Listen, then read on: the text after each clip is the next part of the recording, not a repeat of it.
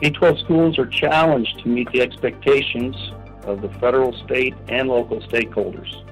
While these discussions inevitably are going to continue, K12 schools face with continuing the business of learning each day and layering in ways to effectively provide an environment for students to learn. That's our objective. We know that individuals move along a path toward a violent act. All these violent acts are not impulsive, they're decisions, and that's a key statement in my opinion.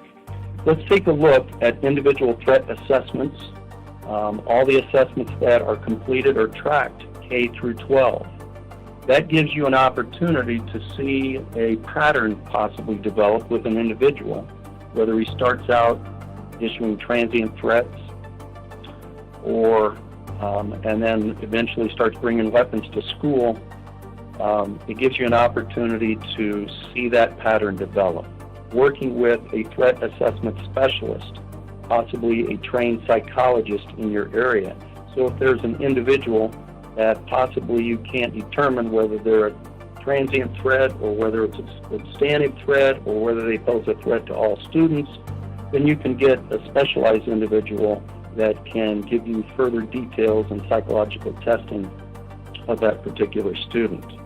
Letting the board, superintendent, teachers, administrators, all treating safety as a priority lends itself to academic excellence. We cannot be in denial. When threats are substantial in nature or rise to the level of immediate concerns, schools involve the police. When you're really not prepared to handle the situation if it comes. Denial, again, is one of the toughest hurdles to overcome mentally, and then after mentally it goes into being physically prepared. K12 school training in dealing with the threat of violence has similar responses. However you train for the threat of violence, ensure that the plan is shared with all staff and students. You want to develop obstacles or layers of security and involve law enforcement in the process. It's very important to consider all aspects and ability to put barriers between you and the threat.